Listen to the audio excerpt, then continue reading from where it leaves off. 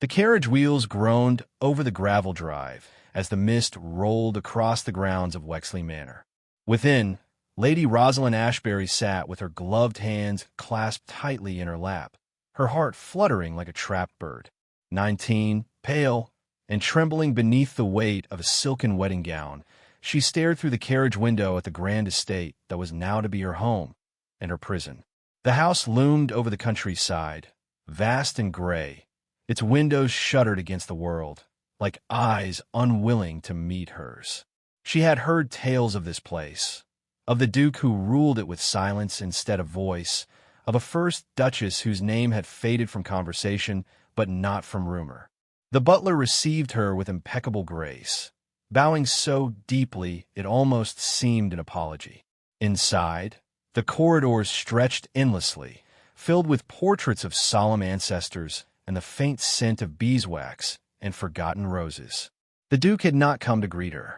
She was told, in the West Wing, his wing, occupied with matters of estate. It was the same explanation she had heard since her arrival in London society. His Grace was a man of grave duties and private sorrows. Rosalind wondered which weighed heavier. That night, she dined alone at a long mahogany table set for two. The candlelight trembled across the empty chair opposite her. Each flicker felt like a question, unanswered, persistent. The servants moved like ghosts, careful never to speak unless addressed. When she asked after the Duke's health, they offered only the vague reassurance that his Grace was well enough. The phrase echoed with the hollowness of duty, not truth. It was near midnight when she finally saw him. She had risen early, unable to sleep in the cold expanse of her bridal chamber, and had wandered into the corridor, drawn by a faint glimmer from the staircase below. There he stood, Duke Alaric Wexley, tall, broad-shouldered, his hair touched by silver, his face austere but not unkind. He was not cruel to behold, nor as aged as the gossips had painted him. Yet there was something in his bearing that kept warmth at bay, the air of a man long accustomed to solitude. "You should not walk alone at such hours, my lady," he said, his voice deep and controlled, though his eyes did not meet hers. "I cannot sleep, Your Grace," she replied softly. "The house feels watchful." He regarded her for a moment, then nodded once, as though acknowledging a truth too delicate to answer. "Wexley is old," he said. "Its walls remember more than they should." Then, with a slight bow, he turned away, leaving her in the corridor's dim glow. In the days that followed, Rosalind moved through the manor as a polite stranger. The Duke kept his distance, appearing only at breakfast, where he read the Times in silence, and at dinner, where conversation remained safely trivial. Yet there were moments, fleeting and disquieting, when she caught a glimpse of him watching her, not with affection, but with some deep, unreadable sorrow. One afternoon, while walking the grounds, Rosalind discovered a narrow path hidden behind a row of cypress trees. The air grew cooler as she followed it, until she reached a tall, wrought-iron gate overgrown with ivy. Beyond it stretched what appeared to be a garden, vast, tangled, and utterly silent. A rusted lock held the gate shut. She leaned closer, brushing away the vines, and saw something carved into the stone archway above. Asterisk, "Let no foot disturb what once was loved." Asterisk. She felt a chill trace her spine.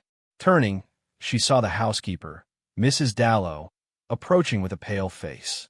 "My lady, you must not linger here," the woman said in a trembling whisper. "His Grace has forbidden anyone to enter that place." Rosalind frowned. "Why? It's only a garden." Mrs. Dallow's hands twisted in her apron. "It is not for me to say. But pray, my lady, do not ask him. He does not take kindly to questions of the West Garden." That evening, during dinner, Rosalind dared to break the unspoken rule of silence. "Your Grace," she began, "I came upon a gate at the end of the cypress walk. It seems to lead to—" The Duke's knife paused midway through his meal. He looked up slowly, his expression composed, but his tone sharp. "The West Garden is closed," he said. "I see," she murmured, lowering her gaze. "May I ask?" "You may not." His words were calm, but final, each syllable cutting through the air like glass. Then, softer, As though regretting the harshness, he added, "It is not a place for you, Lady Rosalind." The conversation ended there. Later that night, unable to rest, she drew her shawl around her shoulders and peered through her window. The moon hung low, casting the estate in silver haze. And there, far off by the cypress trees, she saw a solitary figure standing before the locked gate. The Duke, his head bowed, his hand resting on the cold iron. For a long while he did not move, as if speaking to something or someone unseen. Then he turned and vanished into the mist. The sight lingered in her mind like a half-remembered dream. The next morning, she questioned a young maid named Clara, whose wide eyes betrayed a mix of fear and fascination. "What lies beyond that gate, Clara?" Rosalind asked gently. The girl hesitated. "They say, my lady, that the first Duchess loved that garden more than her own reflection. When she died, His Grace locked it and never spoke her name again." "Die?" Rosalind pressed softly. The maid nodded. "Some say by fever. Others whisper it was sorrow that took her." Rosalind said nothing more, but her thoughts were a storm. That evening, as she passed the Duke in the hall, he inclined his head politely, as always, but there was a shadow in his gaze, the kind born of memories that refused to die. She curtsied and smiled faintly, hiding her trembling hands in the folds of her gown. When she reached her chamber, she stood at the window once more. The mist was heavier now, the night quieter, the gate somewhere beyond that darkness. She could almost feel its pull, not of danger, but of truth waiting to be uncovered. Somewhere beneath that garden's overgrowth, she sensed, lay the reason for his silence, and perhaps the key to her own awakening.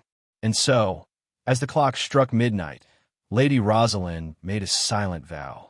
She would uncover what the Duke had buried, no matter what pain or beauty it held. The candle beside her flickered once, as though in agreement, before surrendering to the dark. The morning after her vow, the manor seemed to breathe differently, as if aware of her quiet rebellion.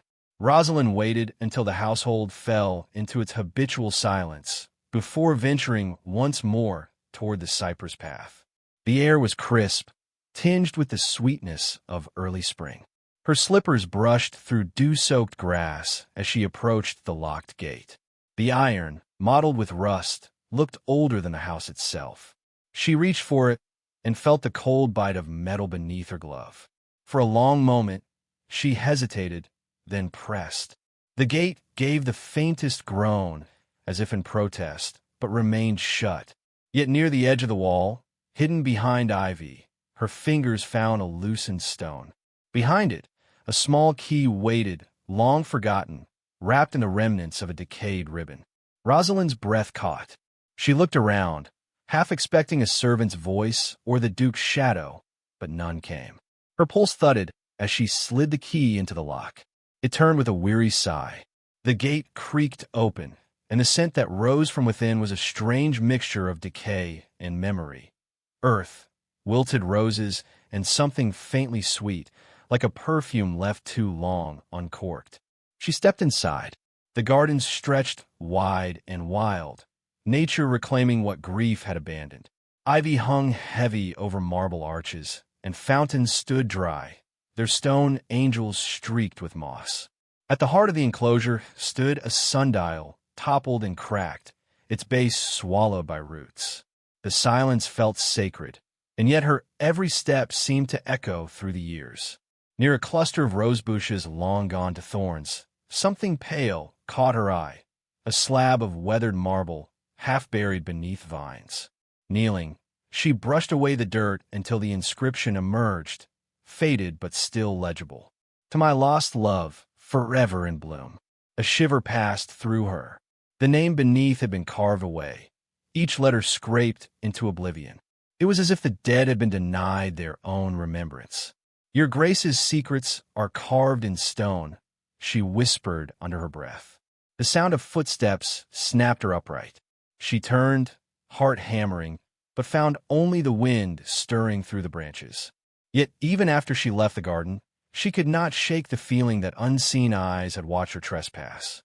That evening, during supper, the Duke's silence was heavier than usual. His movements were measured, precise, but his gaze seemed sharper, more deliberate. Rosalind forced herself to meet his eyes, but the intensity there unsettled her. "You ventured far today," he said at last, his tone mild, but the words laced with meaning. "I walked the grounds, yes." "The grounds are large," he replied, "and some paths are not meant for wandering." "I see," she said, setting her fork down gently. "Does your grace fear that I might lose my way?"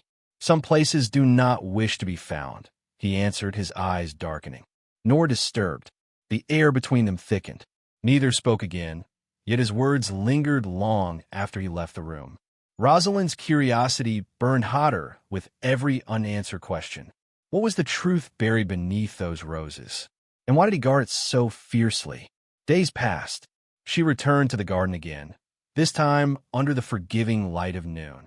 A small robin perched on the sundial, chirping as though welcoming her back. She smiled faintly and began to pull away the vines that strangled the once beautiful blooms. Her hands, though delicate, worked with determination. It felt almost like an act of defiance, but also of compassion. For him, for her, for the woman whose memory lay unspoken in that earth.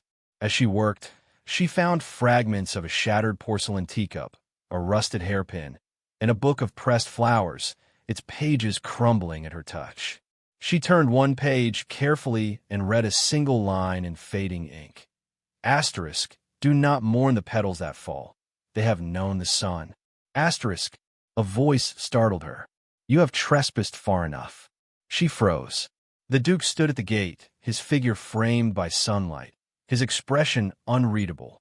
He stepped closer, boots crunching on the gravel. I told you never to enter this place. Her hands trembled, but she did not step back. I found a garden, not a tomb, she said softly. It deserves to live again. His jaw tightened. It is not your place to decide what deserves to live. And yet you visit it, she said. You keep it locked but not forgotten. Why, if it means nothing to you? He stared at her for a long, unbearable silence. Then, in a voice stripped of its usual restraint, he murmured, because some loves do not die, they are buried alive. The words struck her with quiet awe. He turned away then, his hand brushing the marble inscription as he passed. Leave it be, Lady Rosalind, he said without looking back. Some wounds are best left to the dark. She watched him go, her heart aching with an emotion she could not yet name. Later that evening, the household buzzed with whispers. A carriage arrived bearing the Countess of Loxbridge, an old acquaintance of the Duke. Her laughter echoed down the corridors like the chime of a memory too bright. When Rosalind joined them for dinner, the Countess greeted her with a smile too polished to be sincere. So you are the new Duchess, she said sweetly. My, how young you are. Tell me, my dear, how do you find life at Wexley? Does His Grace still spend his evenings in the West Garden? The Duke's hand froze mid-reach for his glass. The tension in the room was palpable. Rosalind, sensing the danger in the Countess's tone, replied with gentle firmness. His Grace finds solace in many places. I should not presume to name them. The Countess's smile sharpened. How loyal. Not all his duchesses were so forgiving. The Duke rose abruptly. That will do, Clara, he said, his voice low but commanding. The woman flushed and looked away. When she had gone, silence settled once more. Rosalind felt his restraint fraying at the edges, but she could also see the pain behind it. That night, as he passed her in the corridor, he paused. You must not heed idle tongues, he said, his voice weary. The past is not as simple as they make it. She met his gaze steadily. Then perhaps you should tell me what it truly is. His eyes lingered on hers for a moment longer than propriety allowed. One day, he murmured, when you are ready to know, and when I am ready to remember. When he was gone, Rosalind stood alone, her heart pounding. The garden, the Countess, the sorrow behind his silence. All threads of a story that had not yet been told. And as dawn broke beyond her window the next morning, she knew she could no longer remain merely the Duke's obedient bride. She was now the keeper of his secret, whether he willed it or not. The days that followed were marked by a fragile, unspoken truce between them. The Duke no longer forbade her from walking the grounds, though his eyes still carried the weight of unhealed memory whenever they met hers. Rosalind, for her part, approached the garden with reverence rather than rebellion. She began to tend to it quietly, pruning the ivy, sweeping the fallen leaves, coaxing the life beneath the ruin. The work steadied her heart, and in that stillness, she began to see the man behind the title. Not merely the distant master of Wexley, but a soul caught between devotion and despair. One morning, she was gathering fallen petals when she sensed someone watching her. Turning, she found the Duke standing by the archway, his expression unreadable. "You persist," he said simply. Rosalind rose, brushing the earth from her gloves. "Only because it deserves to bloom again," she replied. He studied the garden for a long time before speaking. "It once did," he murmured, "before grief made a grave of it." His tone softened, each word pulled from somewhere deep and reluctant. This was her sanctuary. Rosalind's voice barely rose above a whisper. "The first Duchess." He inclined his head. "Eleanor." The name lingered like a ghost between them. She loved this place more than she loved the world beyond it. When she passed, I locked it to keep her memory safe. I thought by burying her garden, I might bury the pain. I was wrong. His confession was not an invitation, but a surrender. Rosalind felt something shift inside her, not pity, but understanding. "You kept it alive by letting it die," she said gently. "Love does not rest in soil, Your Grace. It breathes in what we remember." He turned his gaze toward her then, the distance between them shrinking though neither moved. "You speak as if you have known loss," he said. She hesitated. "Not the same kind, perhaps, but I have known what it is to live unseen." The corner of his mouth lifted faintly, though his eyes remained shadowed. "Then you and I are both ghosts haunting our own lives." Their silence afterward was not empty, but heavy with mutual recognition. He left without another word. Yet from that day forward, something subtle began to change. He started taking breakfast later, waiting for her to enter before he lifted his cup. When she spoke, he listened. When she walked, his gaze followed, not out of suspicion, but quiet curiosity. Once, when she mentioned the sound of the nearby stream, he offered to show her where it began. They walked side by side beneath the budding trees, the silence between them laced with something softer than restraint. By the time the rains came, the garden had begun to bloom again. Tender shoots unfurled where only thorns had lived. The fountains, newly cleaned, whispered to the wind. The Duke came often, though he never crossed the threshold. He would stand by the gate, his hands clasped behind his back, watching her work as though afraid his presence might break the spell. Then one evening, as thunder rolled across the horizon, Rosalind found herself caught in the garden when the skies opened. The rain poured down in silvery sheets, drenching her gown, yet she could not bring herself to flee. It felt as though the earth itself was being cleansed. The scent of wet roses filled the air. "Rosalind!" The Duke's voice cut through the storm. She turned to see him striding toward her, cloak billowing, hair darkened by the rain. He reached her within moments, gripping her shoulders with a force born of fear rather than anger. "Have you taken leave of your senses?" Her breath caught, half from his touch, half from the intensity in his eyes. "It's only rain, Your Grace," she whispered. "Only rain." His voice faltered, softer now. "You'll take ill." She smiled faintly, rainwater glistening on her lashes.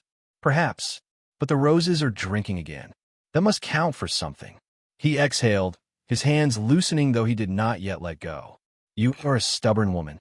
Or perhaps, she said quietly, "I simply wish to see beauty where others see loss." His gaze held hers then, long, searching, unguarded. The storm raged around them, but for that suspended instant, it felt as though the world itself had gone still. Slowly, he released her, stepping back though his eyes betrayed hesitation. "You will be the ruin of my peace," he said softly. "And you," she replied, "might yet be the saving of mine." When they returned to the manor, both drenched, neither spoke of what had passed. Yet the air between them had changed. There was warmth now, fragile, unspoken, but real. The servants noticed it too, whispering behind closed doors that their master had begun to smile again. In the days that followed, the Duke joined her in the garden. At first, he merely watched as she pruned the roses, but soon he began to help, trimming the vines, steadying the ladder when she reached too high. Their laughter came tentatively, like sunlight breaking through clouds. One afternoon, as they rested beneath the old willow, he told her of Eleanor, not as the lost Duchess of Wexley, but as the woman she once was. She was kind, he said, gentle, but fragile. The world demanded too much of her. When she lost our child, his voice faltered, then steadied. I failed her. I thought my silence would protect her. Instead, it drowned her. Rosalind reached out, her gloved hand brushing his sleeve. You cannot save those who no longer wish to stay, she said softly, but you can honor them by living. He looked at her, eyes dark with emotion. You have restored more than her garden, Lady Rosalind. You have restored the part of me I thought buried with her. For the first time, she could not find words. The sunlight filtered through the leaves, painting golden patterns across his face. He was no longer just the solemn Duke of Wexley. He was a man learning to breathe again. The moment stretched, fragile, trembling, perfect. He reached for her hand, and this time she did not pull away. Their fingers intertwined, the contact wordless yet profound. But before either could speak, the faint toll of the manor's bell broke through the stillness, a reminder of the world beyond their hidden sanctuary. He drew back, his composure returning like armor sliding back into place. We should return, he said quietly. She nodded, though her heart protested. As they walked back, side by side, the garden's fragrance trailed after them. Roses newly awakened, earth newly turned. And though no promises were spoken, both knew something irreversible had begun. Yet beyond the peace of that moment, shadows still stirred. For love, in the world they inhabited, was never without consequence. Summer arrived at Wexley Hall like a whispered promise. The garden, once desolate and secret, now bloomed with unrestrained life. Roses in full blush, lilies trembling in the morning breeze, and vines curling around marble columns, as if to reclaim what grief had stolen. Lady Rosalind often wandered through its paths at dawn, her gown brushing dew-laden grass, her heart still uncertain of where duty ended and desire began.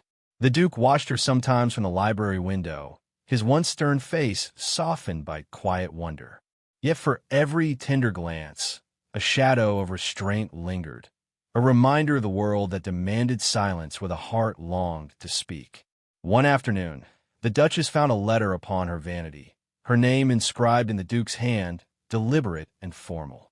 Inside was a single line. Meet me at the garden gate when the sun sets. Her pulse quickened as she read it, the words both command and confession. When evening came, she descended the grand staircase in a gown of pale ivory, simple yet radiant. The last rays of light fell through the tall windows, gilding the air with warmth. He was waiting beneath the archway, his dark coat unbuttoned, his expression composed yet deeply human. For a moment, neither spoke. The sound of the fountain filled the silence between them, and the air smelled faintly of roses and rain. I wasn't certain you would come, he said finally. I wasn't certain you truly meant it, she replied, her voice steady though her hands trembled. He stepped closer, his eyes searching hers. There are many things I've meant but never said, Rosalind. Her name on his lips felt like a vow. You have awakened a life in me I thought lost forever, and yet I fear what the world would make of it. She drew a quiet breath. Does the world matter more than what your heart knows to be true? He smiled faintly, a smile both tender and sorrowful. In this world, my dear, hearts are not consulted. Titles are. Her chin lifted slightly, courage flickering through her restraint. Then let them whisper. Let them question. I would rather be condemned for love than praised for silence.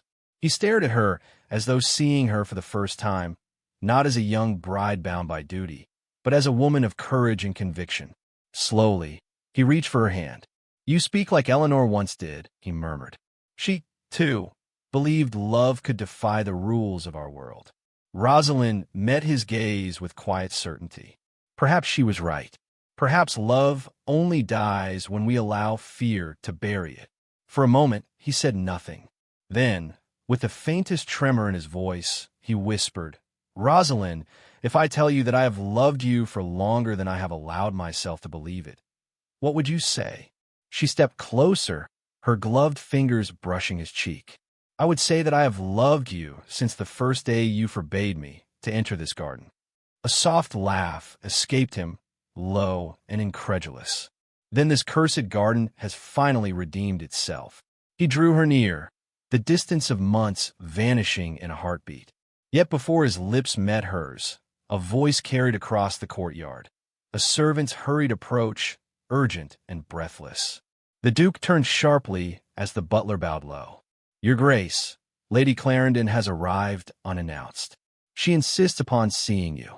The Duke's jaw tightened. "Clarendon," he muttered, the warmth of the moment dissipating like mist. He turned to Rosalind, regret clouding his gaze. "She is an old family ally, and one not fond of scandal. If she were to find us here—" Rosalind nodded, though disappointment pricked her chest. "Go," she said softly. "Duty waits for no heart." He hesitated, then pressed a fleeting kiss to her hand, a promise left unfinished, before striding toward the manor. She watched him go, her heart torn between admiration and ache. The encounter that followed would test them both. Lady Clarendon was sharp-eyed and silver-tongued, the kind of woman who measured worth in lineage and reputation. She had heard the whispers already of the Duke's softened manner, his hours spent in the forbidden garden, his laughter, rare and disarming. "I trust, Your Grace," she said with a thin smile, "that the new Duchess has not forgotten her station. Such sentimental diversions can be dangerous." The Duke met her gaze coolly. "Lady Rosalind is precisely what Wexley needed. Grace where there was silence, life where there was dust." Clarendon's eyes narrowed.